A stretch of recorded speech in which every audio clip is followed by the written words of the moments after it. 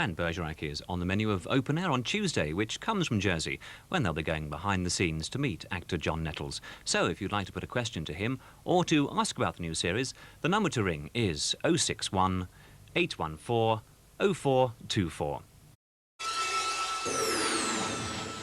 Tomorrow, BBC1's new season of entertainment takes off into '88 with First of the Summer Wine, going back to join Compo, Clegg and Seymour in 1939, where Peter Sallis plays Clegg's father. We don't talk much, do we? Well, see your mother.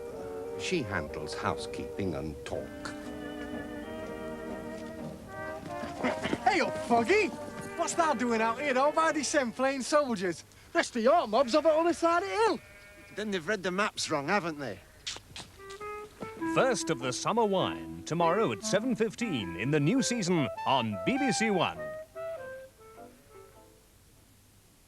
In 15 minutes, Gene Hackman and Robert Stack star in our feature film Uncommon Valour. And that's after the news and sport now on BBC1 with Philip Hayton and David Icke.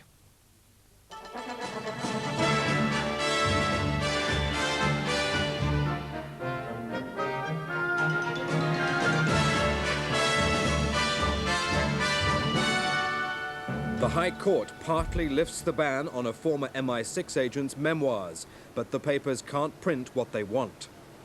Lift off to safety, how a pensioner was rescued from the storms.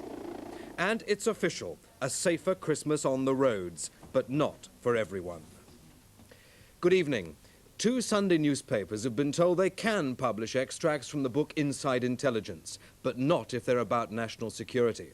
The High Court has ruled that the injunction served on the Observer yesterday should be limited, and the same terms apply to the Sunday Times. Both papers said the decision is a small victory, but it doesn't mean they can publish what they want, so they say the legal fight will continue. The government had asked the court to apply a blanket ban on details in the book by the former MI6 officer Anthony Cavendish. Tonight, both the Sunday Times and the Observer have published front-page stories about the Cavendish memoirs, following what the papers described as their small victory in their legal battle with the government. The Observer's editor, Donald Trelford, went to the High Court this afternoon to ask that the terms of yesterday's injunction against his newspaper be limited to cover purely security matters, while the Sunday Times acting editor, Brian MacArthur, was opposing the government's attempts to gain a similar injunction against his newspaper, preventing it too from publishing details of the former MI6 officer's book.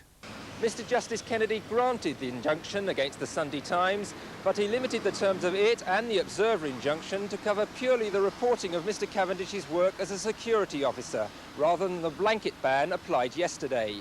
The Observer says it will now delay any further legal action pending the hearing of the government's spycatcher appeal on January the 18th. It remains an outrageous injunction, but there was absolutely no point at short notice on a Saturday afternoon expecting the judge to do any more than is done today. The sweep